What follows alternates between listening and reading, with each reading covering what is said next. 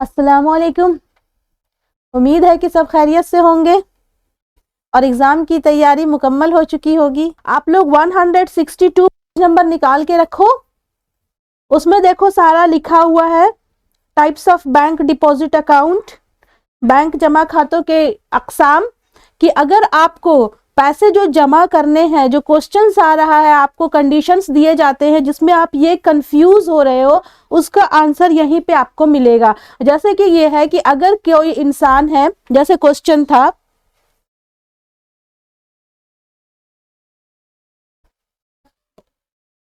जैसे क्वेश्चन था कि रमेश जो है वो 2 लाख रुपए, है ना, रमेश 2 लाख रुपए अपने बेटे के लिए रखना चाहता है और वो चाहता है कि वो उसके ग्रेजुएशन डे पे उसे गिफ्ट करे। तो वो किस टाइप के अकाउंट में पैसे जमा करेगा? तो वो जमा करेगा, क्योंकि वो लॉन्ग ड्यूरेशन के लिए पैसे जमा कर रहा है, तो वो पैसे जमा करेगा फिक्स्ड अकाउंट में। ठीक है, तो यहाँ पे यही सारी अकाउंट्स के बारे में आपको पढ़ना है। क्या क्या है? बचत बैंक खाता, जो सेविंग अकाउंट, जो हम और आप इन जनरल बैंक में जो आम पब्लिक अकाउंट खोलता है वो सेविंग अकाउंट खोलता है। ठीक है, उसके बाद रवा या चालू जमा खाता, जो कि है करंट अकाउंट। करंट अकाउंट कौन खोलता है? जो स्कूल्स वाले होते हैं या बिजनेसमैन होते हैं, वो करंट अकाउंट खोलते हैं। और करंट अकाउंट में इंटरेस्ट नहीं मिलता है, ये याद रखिएगा। हो सकता है एमसीक्यू या ट्रू फॉल्स में ये क्वेश्चन आए, और आया भी है आपका। उसके बाद है मेयारी जमा खाता, जो कि है आपका रिकरिंग। मेयारी जमा खाता जो है फिक्स्ड अकाउंट, ठीक है। और उसके बाद है मतवातर जमा खाता, जो कि है रिकरिंग अकाउंट, जिसमें ये क्वेश्चन था जो आपके पीवाईक्यू में आया हुआ था कि XYZ जो भी नाम था, उसकी आमदनी महदूद है, लेकिन वो चाहता था कि अपने पैसे को वो जमा करे। तो सजेस्ट कीजिए कि वो किस टाइप के अकाउंट में अपने पैसे को जमा करे। तो रिकरिंग अकाउंट या मतवातर जमा खाता जो है वो क्या बोलता है कि आप जो है हर मंथ कुछ अमाउंट फिक्स कर दीजिए कि आपको बैंक में जमा करना है। ठीक है, तो यहाँ पे एक एक करके अगर हम देख लेते हैं, जैसे है बचत बैंक खाता, सेविंग अकाउंट, इसमें क्या कह रहा है कि महदूद आमदनी हो और फिर फ्यूचर के नीड के लिए, जरूरत के लिए पैसे जमा करना है, तो इस टाइप के अकाउंट को खोला जाएगा। ठीक है, चालू जमा खाता जो करंट अकाउंट है, कोई भी ताजिर, कंपनी या स्कूल, कॉलेज, हॉस्पिटल, ये सब इस टाइप के अकाउंट को खोलते हैं। क्यों? क्योंकि इन पे कितना भी ट्रांजैक्शन हो, लेन देन हो, कोई भी फिक्स्ड नहीं होता। जितनी चाहे और जितनी बार चाहे पैसे निकाल सकते हैं, उसमें किसी भी तरह की कोई भी बंदिश नहीं होती। लेकिन इसमें सिर्फ ये याद रखिएगा कि इसमें जो है सूद नहीं मिलता। अब क्या कह रहा है? मेयारी जमा खाता या फिक्स्ड डिपॉजिट, ये क्या है? तवील मुद्दत के लिए अगर रकम को बचाना चाहते हैं तो इस तरह के अकाउंट को खोलकर अपने पैसे को जमा कर सकते हैं, और इसमें सबसे ज्यादा क्या मिलता है? सूद मिलता है। उसके बाद है मतवातर या आदी जमा खाता, जो कि है रिकरिंग डिपॉजिट अकाउंट। क्या है? जो पाबंदी से बचत कर सकते हैं और मखसूस मुद्दत मुकम्मल हो जाने के बाद वो निकाल सकते हैं, तो वो जो है रिकरिंग डिपॉजिट अकाउंट या मतवातिर जमा खाता खोल सकते हैं। यही चीज मैं आपको बताने वाली थी। उसके बाद जो टाइप्स ऑफ बैंक है, जैसे अगर क्वेश्चन आ जाए कि नबार्ड या सिडबी किस तरह का बैंक है, तो उसका क्या होगा? वन वर्ड आंसर, वो स्पेशलाइज्ड बैंक है, मखसूस बैंक में आते हैं। ठीक है, तो इस तरह के सारी चीजों को आपको लिखना है। अब हम लोग मूव ऑन करते हैं क्वेश्चन पेपर की तरफ, जो कि तूबा ने भेजा था कि उर्दू और इंग्लिश में किस तरह के क्वेश्चंस आपके पीवाईक्यू में आए हुए हैं। तो जनरल इंस्ट्रक्शंस मुझे नहीं लगता है आप लोगों को देने की जरूरत है ना। हम लोग सीधे क्वेश्चन की तरफ मूव करते हैं। मैंने पूछा था कि जैसे नबार्ड है, सिडबी है, ये किस तरह के बैंक का एग्जाम्पल है? तो ये जो है ये एग्जाम्पल है मखसूस बैंक, स्पेशलाइज्ड बैंक का एग्जाम्पल है ये। हाँ, मखसूस बैंक। टाइप्स ऑफ बैंक आप लोगों को मैंने पढ़ाया था, जो कि इसी के आप पीछे ही है लाइन कि कौन कौन से बैंक हैं, उसमें आपको ये डिटेल से पढ़ाया गया है, जो है पेज नंबर आपके 155 से स्टार्ट हो रहा है, 154, 55 है ना, पेज नंबर जो है आपकी बुक का, उसमें मेंशन है ये चीज कि कौन कौन से टाइप के बैंक हैं। उसको एक बार नजरसानी कर लीजिएगा, क्योंकि ये क्वेश्चंस बहुत आए हुए हैं आपके पीवाईक्यू में ये क्वेश्चन आया है कि नाबार्ड जो है वो किस तरह का बैंक है। ठीक है, तो ये एक स्पेशलाइज्ड बैंक है। ठीक है, ठीक। तो चलो अब हम लोग मूव ऑन करते हैं क्वेश्चन पेपर की तरफ। क्वेश्चन आप लोगों को दिख रहा है ना सही? ठीक है,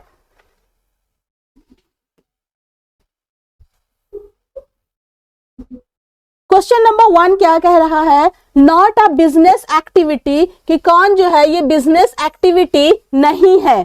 तो उसमें क्या क्या ऑप्शन दिया हुआ है, कार डीलर के जरिए खरीदो फरोख्त, सार्थिक के जरिए पुराना घर फरोख्त करके नया घर खरीदना, प्रॉपर्टी डीलर के जरिए घर की खरीदो फरोख्त, या इनमें से कोई भी नहीं। तो हम जानते हैं कि बिजनेस मतलब कंटिन्यूटी होनी चाहिए, तो यहाँ पे ये जो ऑप्शन लगा हुआ है कि सार्थिक ने पुराना घर खरीदा और पुराना घर बेचकर नया घर खरीदा, तो ये एक बिजनेस एक्टिविटी नहीं है। नेक्स्ट क्वेश्चन है, tourism industry is what type of industry, जिसमें हम लोगों ने 3 तरह की इंडस्ट्री पढ़ा था ना, प्राइमरी, सेकेंडरी और टर्शियरी, जो सर्विस सेक्टर में है। तो टूरिज्म ये जो है सर्विस सेक्टर में आता है।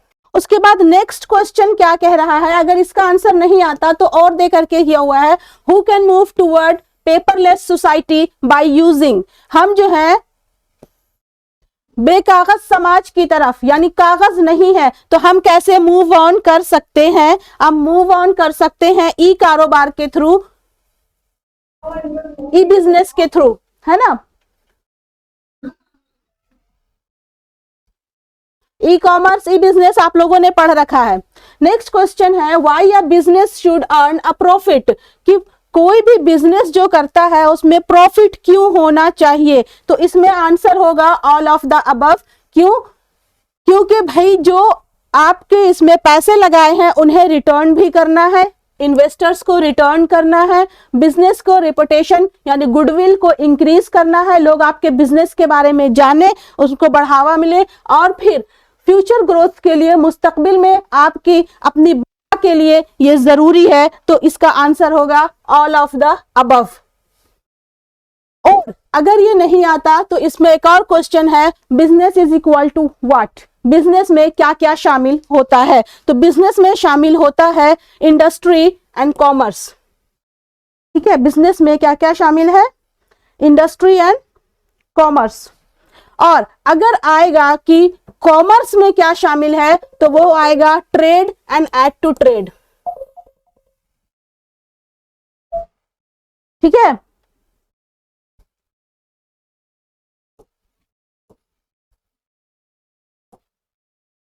अगर कॉमर्स में जैसे क्वेश्चन पूछा गया कि बिजनेस में क्या शामिल है, तो इंडस्ट्री और कॉमर्स शामिल है बिजनेस में। और अगर कॉमर्स में पूछा जाएगा कि कॉमर्स में क्या आ रहा है, तो वो होगा industry and trade. Next question है कि कौन सा not a commercial activity, commercial activity नहीं है। ठीक है, तो इसमें क्या है कि भाई ऑर्डर देना, प्रोडक्शन का काम या फिर पेमेंट करना, सब कुछ आएगा, लेकिन डिलीवरी जो है वो कॉमर्शियल एक्टिविटी नहीं है। उसके बाद क्या कह रहा है कि maximum number of partners in banking business, bank में अगर बिजनेस कर रहे हैं तो मैक्सिमम नंबर ऑफ पार्टनर्स कितने होने चाहिए। तो ये होने चाहिए maximum number of business 10।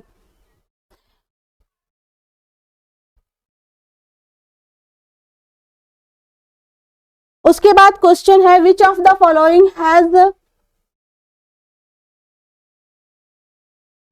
Advantage of continuity, advantage of continuity में क्या आता है, यानी इसमें क्या है। इस क्वेश्चन को देख के कंफ्यूज मत होना कि ये क्वेश्चन है जारी रहने, यानी कि कौन सा ऐसा बिजनेस है, जो टाइप्स ऑफ बिजनेस यहाँ पे दिया हुआ है जिसमें बहुत कम चांसेस होते हैं उसके खत्म होने के, ज्यादा चांसेस है कि वो कंटिन्यू रहे, कंटिन्यूटी रहे, तो वो है कंपनी। क्योंकि तन्हा मिल्कियत का कारोबार कंटिन्यूटी जरूरी नहीं है, जब चाहे मालिक खत्म कर सकता है या मालिक की मौत के बाद कारोबार खत्म हो सकता है। शराकतदारी में, पार्टनरशिप में भी ऐसा ही होता है, पार्टनर्स में तफरका हुआ, कुछ भी हुआ, वो फर्म को बंद कर सकते हैं। तो सालिहात मैसूर, कोई क्वेश्चन है क्या? इसका आंसर बी है क्या, पार्टनरशिप? नहीं, इसका आंसर है कंपनी। कंपनी में चांसेस होते हैं कंटिन्यूटी की। क्या कह रहा है कि कंटिन्यूटी, एडवांटेज ऑफ कंटिन्यूटी जो है वो क्या है, कंपनी में है। कंपनी जो है वो जारी रह सकता है, बाकी और सब जो है वो बंद हो सकता है। कंपनी में कोई आए कोई जाए उसका कोई इफेक्ट नहीं पड़ता है ना। उसके बाद क्वेश्चन है, a government company is any company in which the paid up capital. Government company में कितना ज्यादा शेयर गवर्नमेंट का होना चाहिए कि वो कंपनी गवर्नमेंट की हो जाएगी, तो वो क्या होता है, मोर देन 50%, है ना, मोर देन 50%। तो यहाँ 50% के बाद 51% भी दिया हुआ है, तो यानी कि आंसर क्या होगा, 51%, है ना। कि अगर 50% से ज्यादा शेयर गवर्नमेंट का है तो वो कंपनी गवर्नमेंट कंपनी हो जाएगी, और अगर 50% से ज्यादा शेयर पब्लिक का है तो वो पब्लिक कंपनी हो जाएगी, है ना। उसके बाद है, is an example of cooperative society. Cooperative society में हम लोगों ने पढ़ा था बहुत सारे एग्जाम्पल्स को, तो इसमें कौन सा एग्जाम्पल है, इंफोसिस, विप्रो, ये तो है ही नहीं। कौन है, अमूल।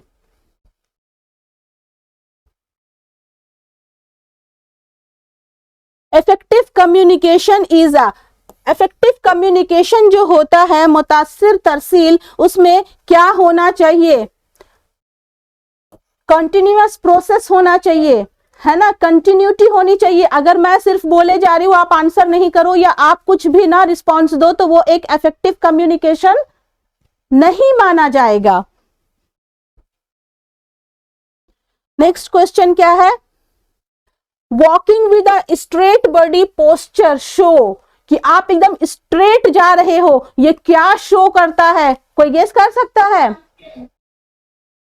कॉन्फिडेंस। कॉन्फिडेंस। कॉन्फिडेंस कब आता है, अगर आप स्ट्रेटली जा रहे हो तो ये आपका शो करता है कि आप बहुत खुश हो, समझ गई। कॉन्फिडेंस भी हो सकता है, लेकिन अगर आप ऑप्शंस में जाओ तो पहला ऑप्शन अगर हैप्पीनेस ही आ गया आपके पास, तो आप हैप्पीनेस ही इसको शेयर करोगे, है ना, कि आप खुश हो। आप खुश हो तभी तो आपके अंदर कॉन्फिडेंस है। उसके बाद नेक्स्ट क्वेश्चन है, nomination can be done in.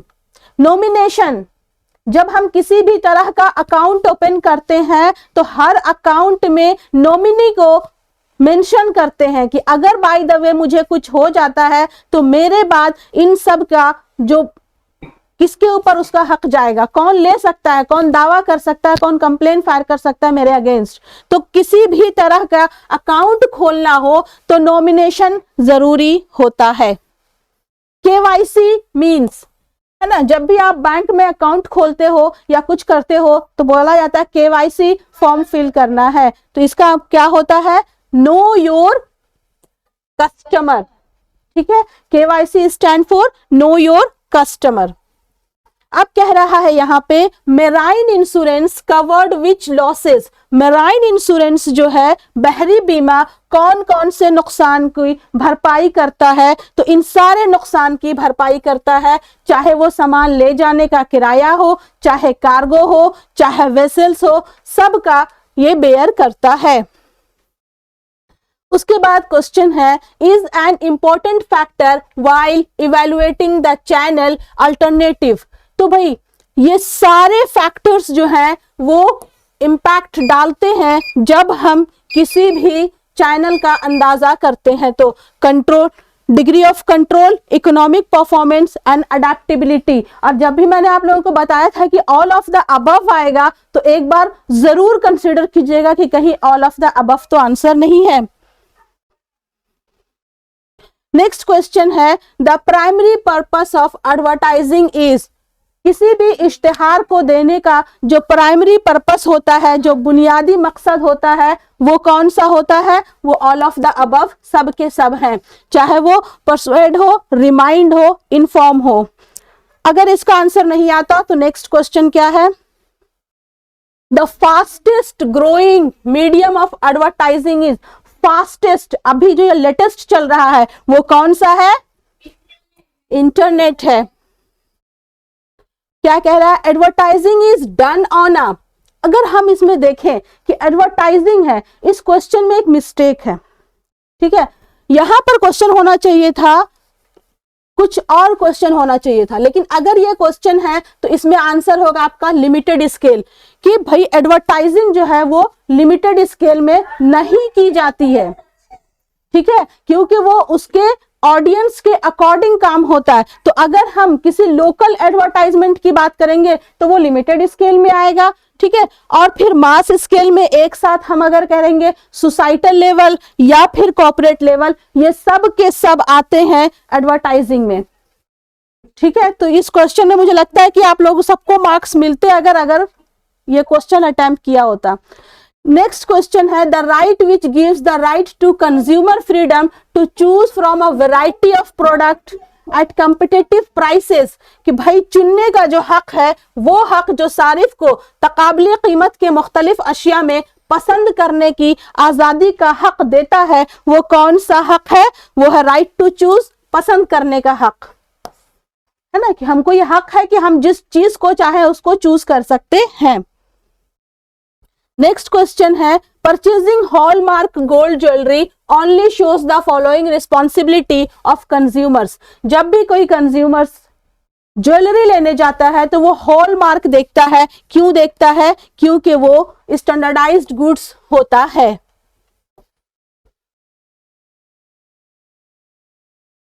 उसके बाद क्वेश्चन है in which year Bureau of Indian Standard बिस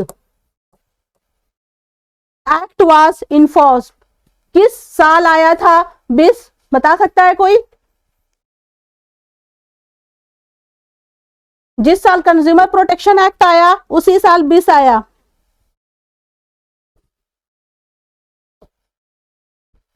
नाइनटीन 1986 में। The consumer has a right to file complaint and to be heard in case of dissatisfaction with a good or a service. Which right of the consumer is highlighted this statement? कि भाई कौन सा ये बताता है कि भाई अगर आप गैर मुतमईन हो तो आप शिकायत दर्ज कर सकते हो। कौन सा राइट ये बताता है? राइट टू बी हियर्ड, सुनने का हक, ठीक है। यहाँ दो में टिक किया हुआ है। State commission can deal with cases involving value to goods compensation not exceeding. State commission किसको नहीं देखेगा? जो 1 करोड़ से ज्यादा होंगे उसको कंसीडर नहीं करेगा। अगर 1 करोड़ से ज्यादा का फाइल करना है तो नेशनल कमीशन में जाना होगा। कह रहा है consumers are unable to make use of their rights due to lack of, consumers जो है वो अपने राइट्स का इस्तेमाल नहीं कर पाते हैं। क्यों? जानकारी और गफलत की कमी की वजह से। अवेयरनेस एंड इग्नोरेंस, वो अवेयर नहीं है और इग्नोर करते हैं। Consumerism refers to movement by, ये क्वेश्चन कितनी बार रिपीट होगा कि कंज्यूमरिज्म किसका मूवमेंट है? कंज्यूमर्स का। अब इसके क्वेश्चन जो है छुपा हुआ है उर्दू का, कैरियर मंसूबा बंदी में शामिल है ना। कैरियर प्लानिंग इंक्लूड्स, क्या होगा? Positive and negative aspects of career, हर पहलू को देखना है ना, इसमें हर पहलू आएगा, हर पहलू शामिल है कैरियर की जब मंसूबाबंदी की जाती है तब। In the employee has to work according to the terms and conditions of employment. बताइए कि कौन सा है जिसमें वेज एम्प्लॉयमेंट में, वेज एम्प्लॉयमेंट में जो टर्म्स एंड कंडीशंस हैं वो सेट किए जाते हैं और उसी के अकॉर्डिंग एम्प्लॉय को काम करना पड़ता है। नेक्स्ट क्वेश्चन है, which of the following is not the quality of an entrepreneur. Entrepreneur की कौन सी क्वालिटी नहीं है जो एंटरप्रेन्योर में मौजूद नहीं होती है? वो है लैक ऑफ कॉन्फिडेंस, है ना, एतमाद की कमी। ठीक है, एतमाद की कमी नहीं होनी चाहिए एंटरप्रेन्योर में, बाकी सब उसकी क्वालिटीज हैं। What is the aim of entrepreneurship? Entrepreneurship का जो मकसद है वो क्या है? ऑप्शन दिया हुआ है, earn a profit, solve customer needs, innovatively, both of the above और नन ऑफ द अबव। कह रहा है कि एंटरप्रेन्योरशिप की जो क्वालिटी है वो दोनों है, प्रॉफिट भी कमाना है और सेटिस्फैक्शन भी देना है कस्टमर्स को। नेक्स्ट क्वेश्चन है, Meeta makes some beautiful paper flowers and present to her neighbour as a gift. ठीक है, her aunt Mrs Rita prepare chocolates for supply to local bakery who is engaged in a business activity। अब आप बताइए, यहाँ दो condition दिया है। मीता नाम की एक लड़की है जो कि पेपर फ्लावर बनाती है और अपने पड़ोसी को गिफ्ट कर देती है, और उसकी चाची जिनका नाम रीता है वो चॉकलेट्स बनाती हैं और देती हैं किसको? जो वहां के लोकल बेकरी है उसको, कि वो सेल करे। तो बताइए यहाँ पे बिजनेस एक्टिविटी में कौन इन्वॉल्व है? इसका आंसर आप दीजिए। हाँ, यस, उसकी चाची रीता। क्यों? क्योंकि जो गीता है, मीता जो है वो तो गिफ्ट कर रही है, तो किसी को गिफ्ट करना is not involving in a business activity, है ना, कि किसी को गिफ्ट अगर हम करते हैं तो बिजनेस एक्टिविटी में हम शामिल नहीं हैं। उसके बाद क्या कह रहा है कि identify the following as trait of business and profession. इसमें आपको दो स्टेटमेंट दिए गए हैं, आपको बताना है कि कौन बिजनेस में है और कौन किसी प्रोफेशन में है। तो स्टेटमेंट से ही पता चल जाएगा। जैसे a hawker sells toys for children outside a function. कोई भी फंक्शन होता रहता है तो जो रोड में हॉकर्स सामान बेच रहे होते हैं तो वो किस में इन्वॉल्व है? तो वो इन्वॉल्व है बिजनेस में, वो एक तरह का कारोबार कर रहा है ना, सामान बेच रहा है। ठीक है, उसके बाद Sanjay is an advocate of high court. Sanjay जो है वो हाई कोर्ट का एक वकील है, तो वो क्या है? वो एक किसी प्रोफेशन में है। क्लियर है ना ये स्टेटमेंट? ओके। अब कह रहा है फिल इन द ब्लैंक्स, खाली जगहों को भरिए। पहला क्वेश्चन क्या कह रहा है? The motive of cooperative society is to provide to the members. Cooperative society का मकसद क्या होता है? उसके मेंबरान को क्या करना? हाँ, to provide service to the members, अपने जो भी उसके मेंबर्स हैं उनको सर्विस प्रोवाइड करना, खिदमत देना। उसके बाद है next question, the ability of members of a joint stock company is limited to the extent of the. जो ज्वाइंट स्टॉक कंपनी है वो जो है लिमिटेड होता है कहां तक? जो भी मेंबर होगा उसकी लायबिलिटी कहां तक लिमिटेड होती है? उसकी लायबिलिटी लिमिटेड होती है जितना वो शेयर होल्डर है, जितने का वो शेयर खरीदा हुआ है उतना तक ही उसकी लायबिलिटी महदूद होती है। अगर किसी का शेयर 2 लाख का है तो उसको जो है 2 लाख से ज्यादा के लिए कोई भी मजबूर नहीं कर सकता, उसकी लायबिलिटी महदूद हो गई 2 लाख तक की। उसके बाद कह रहा है question, the business assets of a firm are worth 90,000 but the debt remain unpaid are worth 1,20,000. What course of action can be creditors take in the following cases? यहाँ 2 केस दिया हुआ है। इसमें बोला गया है कि बिजनेस का जो है वो टोटल एसेट से वैल्यू जो आ रहा है वो 90,000 है, लेकिन जो कर्जदार हैं जिनको कर्जा देना है वापस बिजनेस को, जो लेंडर्स है, क्रेडिटर्स हैं, वो है 1,20,000 के। क्या होगा अगर ऑर्गेनाइजेशन इन सोल प्रोप्राइटरशिप फर्म, अगर जो फर्म है वो सोल प्रोप्राइटरशिप फर्म में है, तो इसका आंसर होगा कि अगर ऑर्गेनाइजेशन सोल प्रोप्राइटरशिप में फर्म में है तो उनकी लायबिलिटी अनलिमिटेड है, तो उसे अपने पर्सनल एसेट्स को लाकर उस कर्ज को उतारना पड़ेगा। और दूसरा केस है the organisation in partnership firm with Raman and Saman, two partners sharing profits equally. अगर रमन और समन दो नाम के बंदे हैं जिन्होंने पार्टनरशिप फर्म स्टार्ट की और ये प्रॉफिट को इक्वली शेयर करते हैं, बराबरी का बांटते हैं, तो अगर वो प्रॉफिट इक्वली शेयर करेंगे तो लॉस भी इक्वली शेयर करेंगे। तो अगर बिजनेस से आ रहा है 90,000 और उन्हें पे करना है 1,20,000, तो बाकी बचा कितना? 30,000, है ना। तो 30,000 में से 15,000 और 15,000 ये दोनों लाएंगे अपनी अपनी तरफ से और कर्ज को उतारेंगे। ये जो है मुश्तरका स्टॉक कंपनी के मेंबरान के वाजिबात उनके पेड अप शेयर कैपिटल तक ही महदूद हैं, कि जितना उनके पास शेयर है उतना ही पैसे तक महदूद है। ठीक है। यहाँ पे दूसरा जो कंडीशन है कि एक पार्टनरशिप फर्म है जो रमन और समन के जरिए चलाया गया है। बिजनेस में जो क्रेडिटर्स हैं वो 1,20,000 के हैं, लेकिन टोटल एसेट्स 90,000 का हो रहा है, तो बाकी बचा पैसा 30,000। चूंकि समन और रमन बराबर के शरीकदार हैं, इक्वली प्रॉफिट और लॉस शेयर कर रहे हैं, तो वो इसे आधा आधा बांट लेंगे और 30,000 में से 15,000 समन लाएगी और 15,000 रमन लाएगा और इस तरह से वो अपने कर्जे को उतारेंगे। ठीक है। Next question, Amit is performing a business activity in which he enjoys all the profits and bears all the risk alone. Which type of organization do you think Amit is running?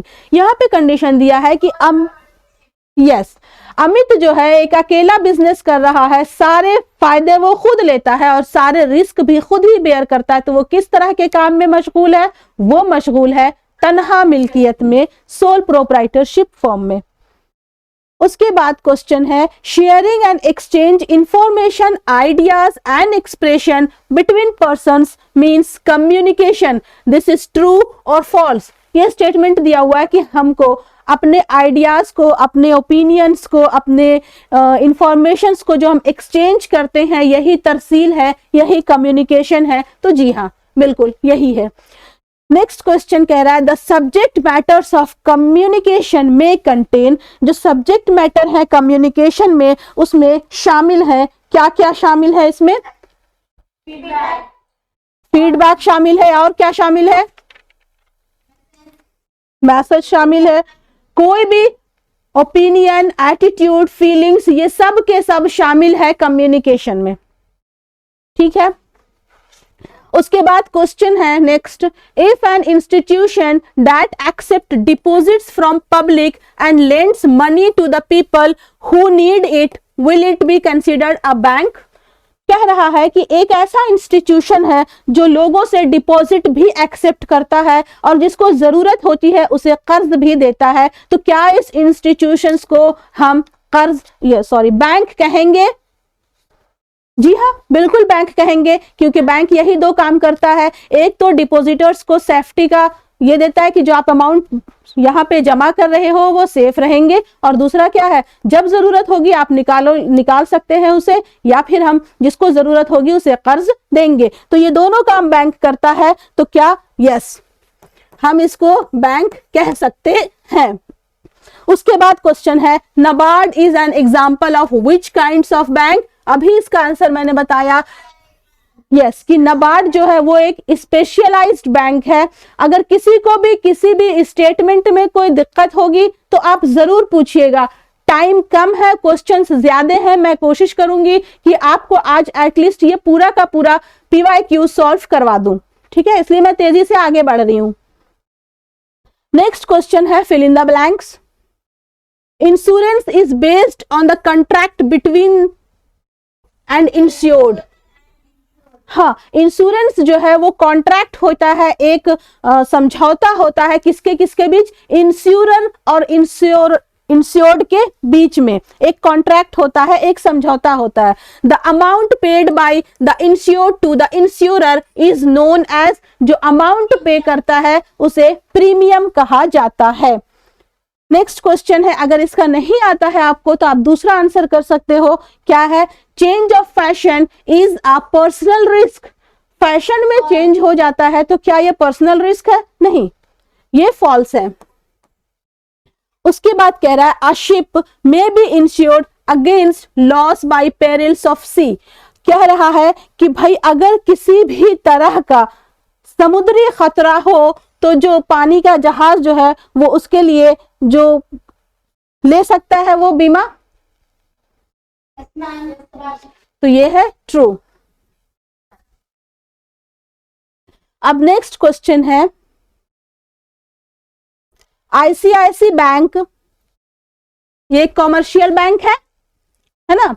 ICICI Bank is a private sector bank offering various services to its customers. It offers various types of bank account options to the customers. Kapil, being a businessman, has chosen the type of account in which the deposits are most liquid and there is no limit to number of transactions or amount of transactions in a day. Identify the type of bank account used by Kapil. यहाँ पे कह रहा है कि commercial bank है एक ICICI bank जो कि प्राइवेट सेक्टर में है। कपिल नाम का एक बिजनेसमैन है जो उस बैंक में अकाउंट खोलता है उस कंडीशन के साथ कि भाई उसमें कोई भी रिस्ट्रिक्शंस नहीं है, वो एक दिन में जितना ज्यादा चाहे ट्रांजैक्शंस कर सकता है। तो आप बताइए कि वो किस तरह का अकाउंट खोला हुआ है?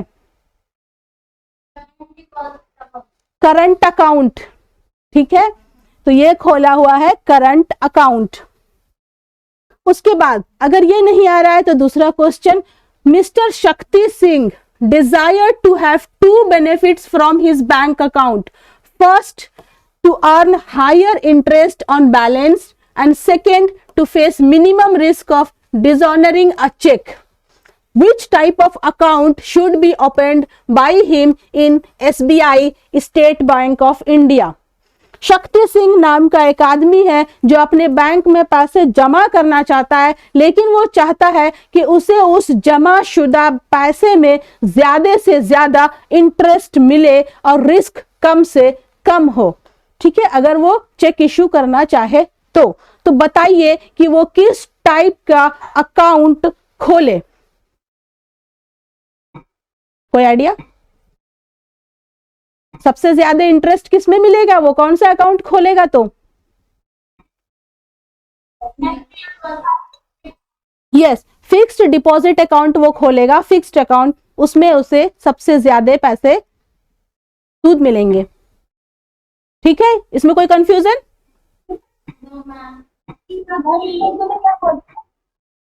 किसको? असरा जो आपने बताया बैंक, इसको क्या बोलेंगे? इसको स्टेट बैंक ऑफ इंडिया ही बोलते हैं, SBI। ये भी एक कमर्शियल बैंक है। अच्छा आंसर, अच्छा इसका आंसर में क्या बोलेंगे उर्दू में? तो इसे उर्दू में बोलेंगे, एक मिनट,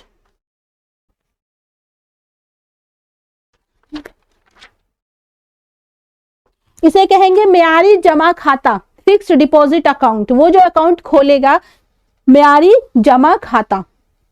ठीक है, नेक्स्ट क्वेश्चन है, ट्रू और false? Wholesalers requires small amount of capital investment for their business. जो होलसेलर हैं वो बहुत कम पैसे चाहिए होते हैं उन्हें अपना बिजनेस स्टार्ट करने में। क्या ये सही है या गलत?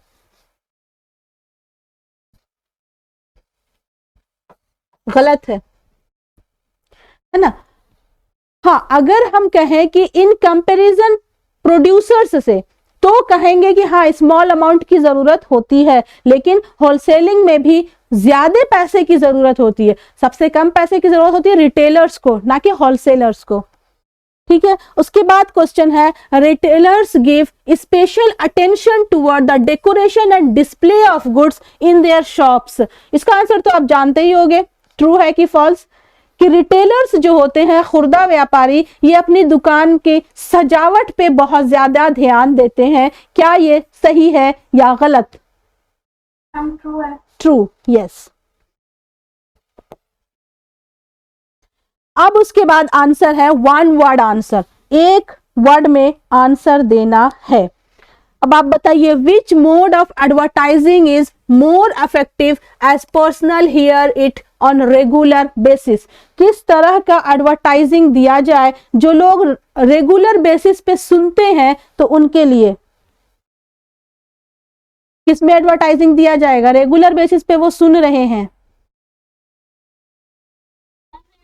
रेडियो, यस, रेडियो में दिया जाएगा। उसके बाद है question, advertising is most effective audio visual impact? कौन सा एडवर्टाइजिंग दिया जाएगा जिसमें सिर्फ सुना ही नहीं जा रहा, हम देख भी सकते हैं? Audio visual advertising. Next question है फिल इन द ब्लैंक्स में ही, is any paid form of non-personal presentation and promotion of ideas or products by an identified sponsor? ये पूरा का पूरा डिफिनेशन दिया हुआ है किसका? एडवर्टाइजिंग का। प्लीज। कह रहा है कि भाई किसी वन वर्ड आंसर, हाँ बिल्कुल वन वर्ड आंसर है ये, किसी शनाख्त किए गए जामिन यानी स्पॉन्सर के जरिए किसी भी गैर जाती पेशकश और तसव्वुरात या अशिया के फरोग के लिए कोई अदा की गई रकम की शक्ल है, तो वो क्या है? वो है इश्तिहार, एडवर्टाइजिंग, है ना। इश्तिहार में, एडवर्टाइजिंग में जो तीन चीज मैंने बताया था कि, हाँ बताइए क्या हुआ? फिक्स्ड डिपॉजिट अकाउंट नहीं आना, टर्म डिपॉजिट अकाउंट के जैसा सवाल। फिर से बोलना क्वेश्चन।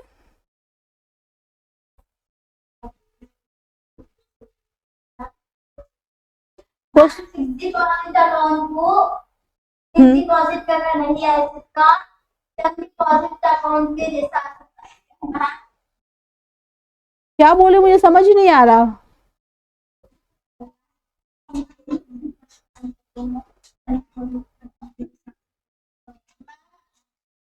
किताब में फिक्स्ड डिपॉजिट और also known as term deposit account करते हैं मैम। फिक्स्ड डिपॉजिट की जगह पे टर्म डिपॉजिट नाम आ सकता है, जब पूछ नहीं करना है। हाँ बिल्कुल, अगर उसको कहते हैं तो बिल्कुल आ सकता है, ठीक है, लेकिन इन जनरल फिक्स्ड डिपॉजिट ही पूछा जाएगा, ठीक है। नेक्स्ट क्वेश्चन है, advertising creates for new products? इश्तिहार नई अशिया के लिए क्या करता है? डिमांड पैदा करता है, उसकी मांग को बढ़ाता है। उसके बाद है next question, advertiser communicates his through newspapers which reaches to crores of people? कह रहा इश्तिहार करने वाला करोड़ों अफराद तक पहुंचाने वाले अखबार के जरिए अपने की तरसील करता है। किस चीज की तरसील करता है? अपने मैसेज की, अपने पैगाम की तरसील करता है। जो भी इंफॉर्मेशन उसे देना होता है वो पहुंचाता है न्यूज़पेपर के थ्रू एक बार में करोड़ों लोगों तक, ठीक है। उसके बाद है next, the is important for radio advertising? Radio advertising के लिए जरूरी है, क्या जरूरी है? रेडियो एडवर्टाइजिंग के लिए जरूरी है कंसिस्टेंसी। कंसिस्टेंसी को मेंटेन करना जरूरी है, क्योंकि अगर जो प्रोग्राम अभी छूट गया फिर वो जाकर के कुछ टाइम के बाद दोबारा रिपीट होगा, है ना। नेक्स्ट क्वेश्चन है, an appeal against the order of state commission can be filed before the? अगर आप सूबाई कमीशन के हुक्म के खिलाफ अपील पेश करना चाहते हैं तो आप कहां पर अपना अपील पेश कर सकते हैं? नेशनल कमीशन में, ठीक है। नेक्स्ट क्वेश्चन है, consumer protection is a movement to the interest of consumers? तहफ्फुज सारिफ, सारिफ के फायदे की तहरीक है। क्या है इसका आंसर? है ना, सेफ गार्ड की, उसके तहफ्फुज के बारे में। Consumer protection is a movement to safeguard the interest of consumers, ठीक है। सारिफ तहफ्फुज के सारिफ के फायदे के लिए उसके सेफ गार्ड की तहरीक है।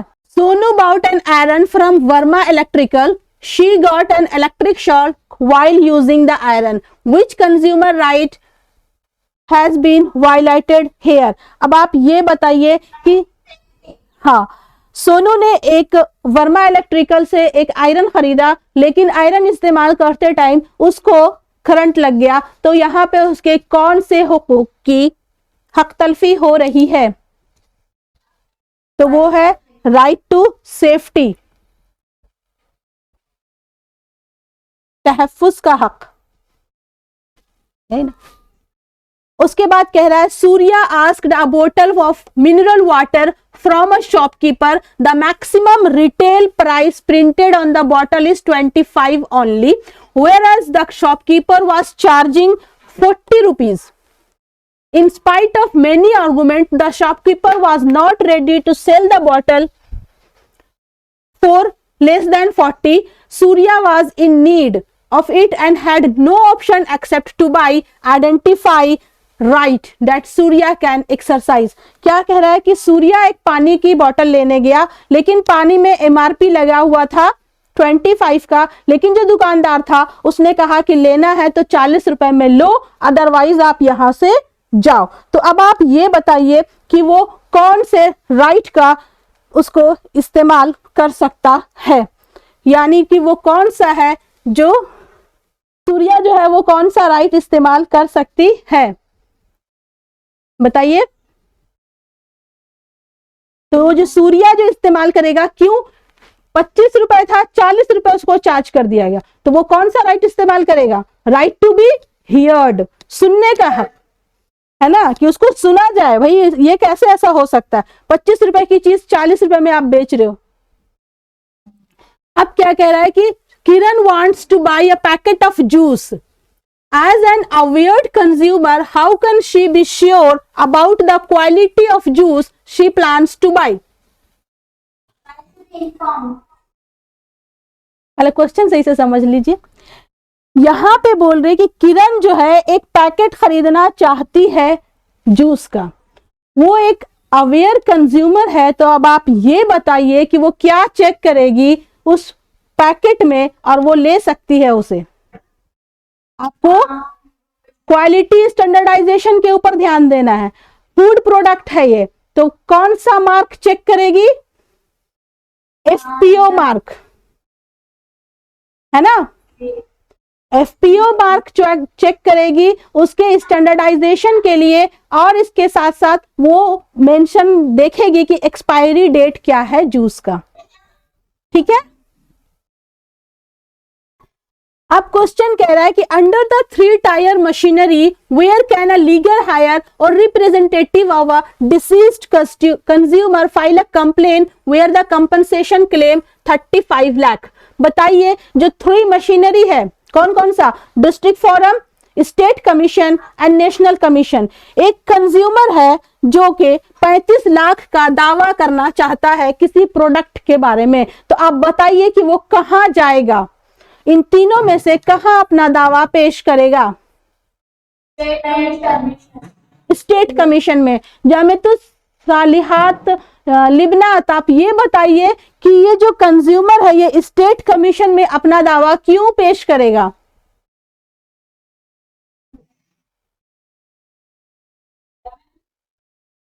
अभी ये क्वेश्चन था कि एक कंज्यूमर है जो कि 35 लाख का दावा पेश करना चाहता है, तो कहां वो पेश करेगा? जामियातुल सालिहात मैसूर ने बताया कि वो अपना दावा पेश करेगा स्टेट कमीशन में। मैं आपसे ये क्वेश्चन पूछ रही हूं कि आप बताइए कि वो स्टेट कमीशन में अपना दावा क्यों पेश करेगा? जामियातुल सालिहात मैसूर रीजन दीजिए क्यों करेगा, बताइए जामियातुल सालिहात लिबनात को। 20 लाख तक की डिस्ट्रिक्ट फोरम में कंप्लेंट लेते हैं और 20 लाख से 1 करोड़ तक स्टेट कमीशन में कंप्लेंट लेते हैं। इस वजह से मैम समझ आया? 35,000 आया। जामियातुल सालिहात लिबनात समझ आया? क्या समझ आया? क्योंकि 20 लाख से ज्यादा है उतना नहीं बोलिए, आप सीधे ये बोलिए कि क्योंकि ये 35 लाख का है इसलिए स्टेट कमीशन में करेगा। थोड़ा ध्यान दे लीजिए। नेक्स्ट क्वेश्चन है ट्रू और फॉल्स, सही गलत बताना है। Self employment in business involves risk of loss to be borne by the owners. कारोबार में जो खुद रोजगारी है, मालिकान को नुकसान खुद उठाने का खतरा शामिल होता है। जो भी नुकसान होगा वो मालिकान खुद ही उठाएंगे। सेल्फ एम्प्लॉयमेंट में ऐसा होता है। यस, तो ये सही है।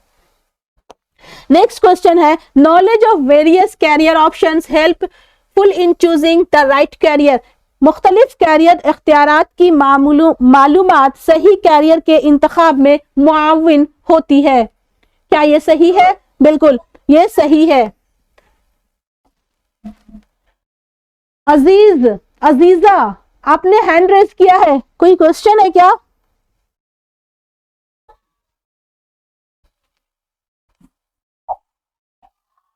नेक्स्ट क्वेश्चन है fill in the blanks. Entrepreneurship is answer बताना था ट्रू है। अच्छा चलिए। एंटरप्रेन्योरशिप इज द बेस्ट खाली जगह ऑफ अवेलेबल रिसोर्सेज। कार अंदाजियत दस्तयाब वसाइल का बेहतरीन क्या है?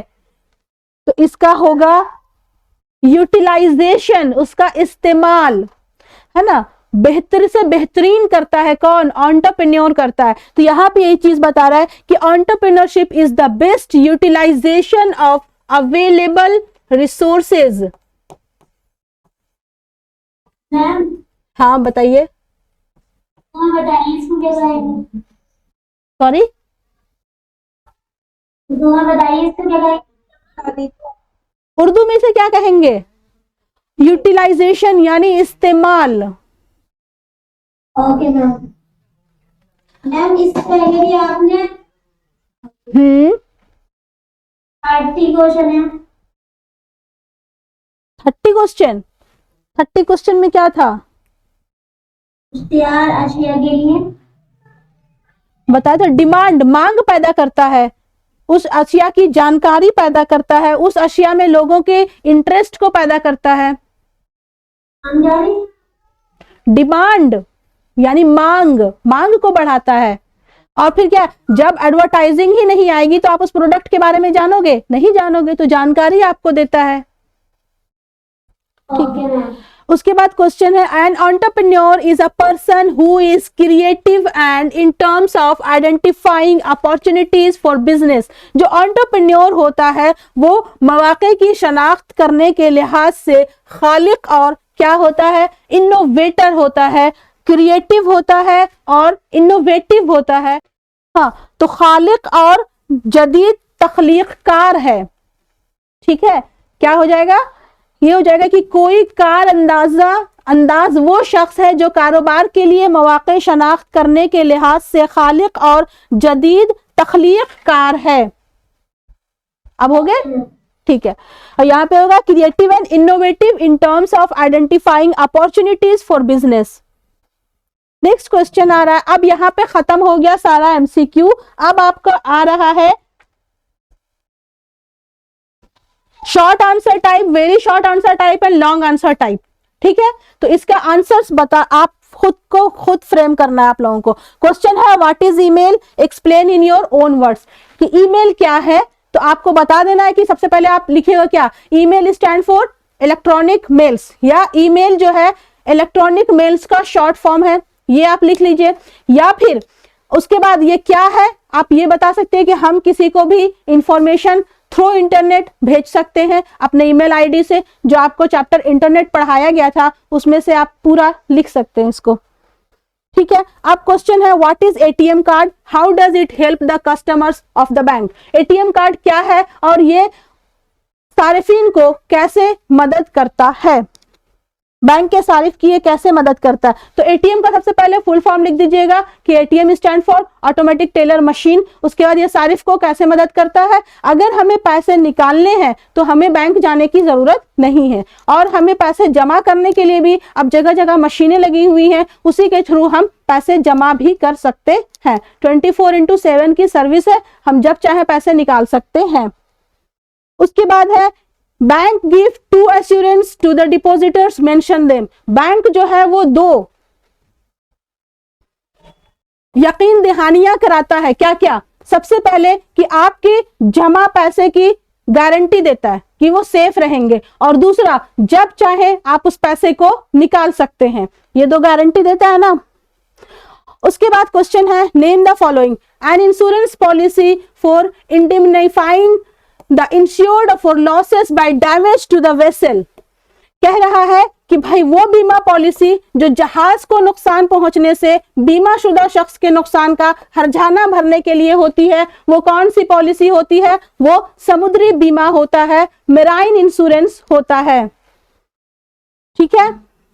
उसके बाद नेक्स्ट क्वेश्चन है, the insurance should not be allowed to make any profit by selling damaging property और in case of property being recovered. तो भाई यहाँ पे इंश्योरेंस के प्रिंसिपल को बताना है। उस प्रिंसिपल्स को, अगर आपका कोई नुकसान हो जाता है और उसकी भरपाई इंश्योरेंस कंपनी कर देती है, तो आपको उससे पूरा मालिकाना हक खत्म हो जाता है और अब आप उस सामान को बेचकर कोई भी फायदा नहीं हासिल कर सकते। तो वो कहलाता है प्रिंसिपल ऑफ सबऑर्डिनेशन, लेनदारी मुंतकली, जिसका एग्जाम्पल मैंने आप लोगों को दिया था कि अगर एक शख्स है, उसके दुकान में आग लग जाती है और 1 लाख का उसने इंश्योरेंस करवाया था और वो 1 लाख रुपए इंश्योरेंस कंपनी वाले दे देते हैं उसे, तो जो सामान जो जल गया है अब उससे पूरा मालिकाना हक उसका खत्म हो जाएगा और अब वो उस पर कोई भी दावा नहीं कर सकता। इंश्योरेंस कंपनी उस सारे सामान को ले जाएगी, चाहे वो कबाड़ के ही क्यों ना हो। ठीक है। तो ये कहलाता है प्रिंसिपल ऑफ सबऑर्डिनेशन, लेनदारी मुंतकली का प्रिंसिपल कानून। ठीक है। तो प्रिंसिपल भी आप जरूर देख लीजिएगा एक बार, इंश्योरेंस कंपनी का जो है प्रिंसिपल्स। उसके बाद नेक्स्ट क्वेश्चन है, mister Naveen took an insurance policy against his car and after 3 months he sold it to Yogesh. The car was stolen from outside of Mr. Yogesh's house. Mr. Naveen made a claim to insurance company.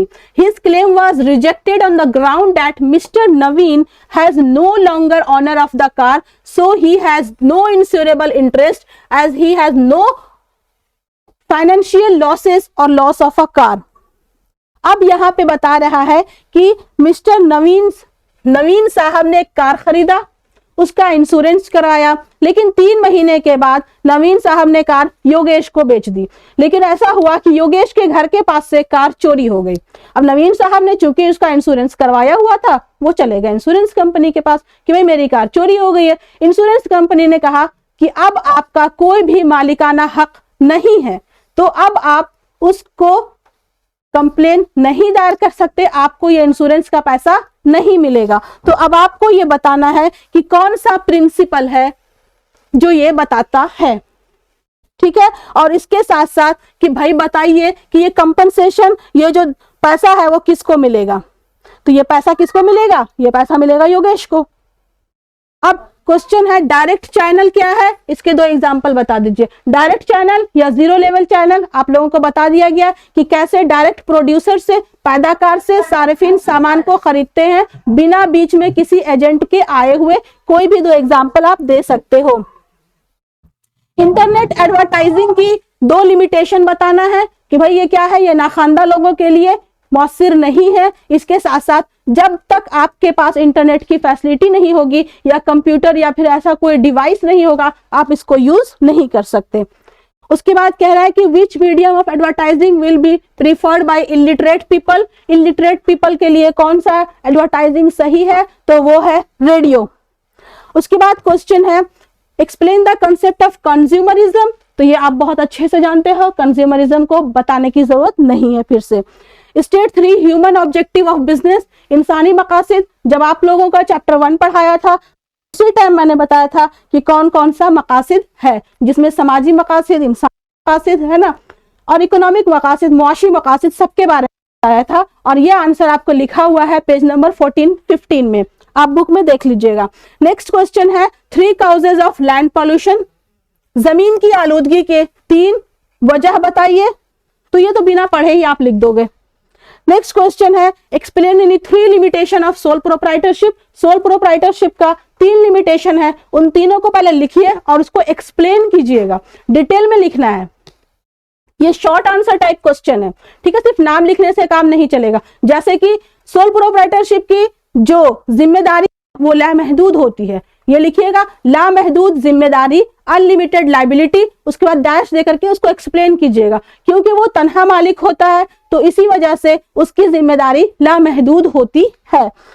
और भी बाकी जो इसके हैं limitations वो लिख दीजिएगा। उसके बाद कह रहा है कि a new cooperative store has been set up by Shimla through registration under Shimla Cooperative Society Act. It was set to produce essential consumer commodities in bulk from various wholesalers and manufacturers to supply the same at reasonable price to public and its members. क्या कह रहा है कि Shimla cooperative society act के तहत registration करके एक नया कोऑपरेटिव स्टोर खोला गया है। अब ये क्या कर रहा है कि जो लोग सामान को मार्केट में अकेले जाकर नहीं बेच सकते, उन सब की आसानी पैदा कर रहा है। तो जो टाइप्स ऑफ कोऑपरेटिव सोसाइटी हम लोगों ने पढ़ा था, consumer society, producer society, marketing society, thrift society, तो उसके एक टाइप में से ये एक है, यानी एक मार्केटिंग सोसाइटी है। और फिर ये बताना है इसके 2 फीचर्स, इसकी 2 खुसूसियत के बारे में आपको बताना है। अब कह रहा है कि भाई कॉमर्शियल बैंक क्या है, 2 तरह के कॉमर्शियल बैंक को बताओ। तो आप ये भी मैंने बताया था, एक आईसीआईसीआई आया था बैंक, एक एसबीआई आया था, है ना। तो ये दोनों को आप एक्सप्लेन कर देना। सबसे पहले तो ये बताना कमर्शियल बैंक क्या है, इसके डिफरेंट टाइप्स में एग्जांपल दे देना और फिर किसी भी 2 बैंक को एक्सप्लेन कर देना। उसके बाद कह रहा है कि बैंक और मनी लेंडर, जो हम लोग चैप्टर पढ़े थे तो उसमें डिफरेंस बताया था ना बेसिस पे, कि भाई 6 बेसिस पे हम लोगों ने डिफरेंसेस पढ़े थे, आपको यहाँ 3 ही बेसिस पे पूछ रहा है कि भाई बैंक क्या करता है और मनी लेंडर क्या करता है। बैंक जो है वो डिपॉजिट भी लेता है, जबकि मनी लेंडर डिपॉजिट नहीं लेता है। बैंक का जो इंटरेस्ट है वो फिक्स्ड होता है, जबकि मनी लेंडर अपने अकॉर्डिंग इंटरेस्ट चार्ज करता है। और इस तरह से आप लिख दीजिएगा। उसके बाद है any 3 possible areas self employment के। एंटरप्रेन्योरशिप का जो पहले चैप्टर था जिसमें हम लोगों ने किया था चूजिंग अ कैरियर, उसमें हम लोगों ने सेल्फ एम्प्लॉयमेंट के जो बहुत सारे एरिया देखा था, उसमें से किसी भी 3 एरिया को आपको एक्सप्लेन करना है ना। चाहे आपका फनून वाला था, फनून और दस्तकारी, चाहे आपका था स्मॉल स्केल इंडस्ट्री, इन सब में से किसी को भी 3 को आप एक्सप्लेन कीजिए। उसके बाद है 3 फंक्शंस ऑफ एंटरप्रेन्योर। एंटरप्रेन्योर के 3 फंक्शंस को आपको डिटेल में बताना है। सबसे पहले आप एंटरप्रेन्योर कौन होता है ये डिफिनेशन जरूर लिखिएगा। उसके बाद उसके कामों को इनलिस्ट कीजिएगा और फिर उसमें से 3 को एक्सप्लेन कर दीजिएगा। उसके बाद है क्वेश्चन, डिफरेंस पूछ रहा है पब्लिक कंपनी और प्राइवेट कंपनी में 5 बेसिस पे, ठीक है। तो आप जो है पहले बेसिस कर लीजिएगा। दोनों का पहले एक डिफरेंस तो हो जाएगा डिफिनेशन से ही, दोनों का डिफिनेशन कर दीजिएगा। तो एक पब्लिक क्या है, प्राइवेट क्या है, ये हो गया। उसके बाद कौन कितने ज्यादा शेयर होल्डर्स किसके होंगे कि वो कंपनी उसकी हो जाएगी। इस तरह से 5 पॉइंट में आप डिफरेंस लिख दीजिएगा। उसके बाद मल्टीनेशनल कंपनी क्या है और फिर कोई 4 एडवांटेजेस आप बताइएगा। जो हम लोग कंपनीज वाला चैप्टर पढ़े थे उसमें ही ये चीज है, मल्टीनेशनल कंपनी क्या होती है, इसका डिफिनेशन लिख करके उसके बाद उसके एडवांटेजेस को लिख के 4 एडवांटेजेस को एलाबोरेट कर दीजिएगा, एक्सप्लेन कर दीजिएगा, वसी कर दीजिएगा उनको। उसके बाद बैरियर्स ऑफ कम्युनिकेशन, कम्युनिकेशन में रुकावट कौन कौन चीजें लाती हैं इसके बारे में लिखना है। तो सबसे पहले कम्युनिकेशन क्या है ये लिखिएगा, उसके बाद उसके बैरियर्स को इनलिस्ट कीजिएगा और 5 को एलाबोरेट कर दीजिएगा। बैंक क्या है और भाई टाइप्स ऑफ बैंक, कितना बार क्वेश्चन पूछा है, अभी पूछा था कमर्शियल बैंक, अभी पूछा है बैंक। बैंक क्या है और फिर इसके कौन कौन से टाइप्स हैं ये बता दीजिएगा जो हम लोगों ने पढ़ा था, commercial bank, development bank, specialised bank, है ना। ये सारे बैंक को आपको बता देना है यहाँ पे। अच्छा, ये तो बैंक पूछा है और क्वेश्चन ने फिर पूछा है बैंक अकाउंट के बारे में। वो तो टाइप्स ऑफ बैंक थे जो अभी मैंने बोला कि अगर क्वेश्चन सिर्फ यहां तक होता कि explain any 4 types of bank, तो जो मैंने बताया था कमर्शियल बैंक, स्पेशलाइज्ड बैंक, है ना, तो वो सारे बैंक वो थे। और यहाँ पे बैंक अकाउंट के बारे में पूछ रहा है, तो जो अभी हम लोग पढ़ रहे थे fixed account, current account, saving account और रिकरिंग अकाउंट, इनके बारे में लिखना है। नेक्स्ट क्वेश्चन है कि भाई ये केस दिया हुआ है और फिर उसके ऊपर आपको बताना है। जैसे यहाँ पे है, एक है कि भाई एक लड़का है जो पूल में डूब गया और कंपनसेशन 6 करोड़ का लगाया गया, तो किसके अगेंस्ट में जाकर कंपनसेशन के लिए फाइल कर सकते हैं। तो ये पूल का काम जो है ये देखता है एमसीडी, तो एमसीडी के अगेंस्ट कंप्लेन फाइल किया जा सकता है। उसके बाद कह रहा है कि भाई अगर कोई इंसान स्टेट कमीशन से सेटिस्फाइड नहीं है तो वो कहाँ जा सकता है, तो वो नेशनल कमीशन में अपील कर सकता है। अब कह रहा है कि a builder sold a house and the land was under litigation, the consumer claim 56 lakh as compensation. यहाँ पे बोल रहा है कि भाई एक जमीन थी जिसके ऊपर मुकदमा चल रहा था और उसको किसी ने बेच दिया, तो सारिफ ने 56 लाख रुपए का हर्जाना तलब किया है। तो क्या हो सकता है, सबसे पहले कि जो जमीन है जिस पर मुकदमा चल रहा है उस जमीन को तो कोई बेच ही नहीं सकता, और अगर फिर भी बेच दिया गया है तो फिर आपको ये देखना होगा कि उस जमीन का अमाउंट कितना है, उसके उतना अमाउंट रखने के बाद ही उसके अगेंस्ट केस फाइल किया जा सकता है। अब कह रहा है कि किसी सारिफ ने जो सामान खरीदा था रेफ्रिजरेटर, उसके अगेंस्ट 25,000 का मुतालबा किया है।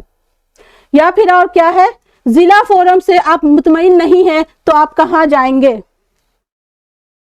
अगर ये नहीं आ रहा है तो ये आंसर है आपके पास एक और क्वेश्चंस का कि भाई Abhinav purchase a machinery 20 lakh manufacturing steel utensils from Hitech Machine Limited. After few days operating the machine Abhinav found that the utensils manufactured was defective. The complaint this to High-Tech Machine Limited, but despite many complaints, the defect not satisfied.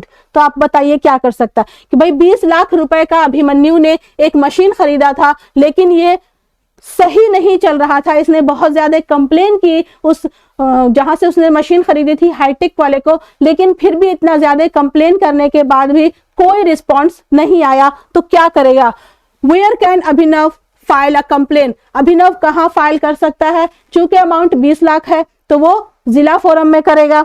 उसके बाद what remedies are available if court is satisfied with genuine the complaint. अगर court को ये लगता है कि जो complain अभिनव कर रहा है वो जेन्युइन है, तो क्या करेगा, तो उसको कहेगा, किसको, हाईटेक कंपनी को, कि एक तो उसे वो पूरा का पूरा मुआवजा दे, उसके साथ साथ जो भी लीगल खर्चे हुए हैं उन सब को भी वो अदा करेगा। ठीक है, यहां होता है ये क्वेश्चन पेपर खत्म।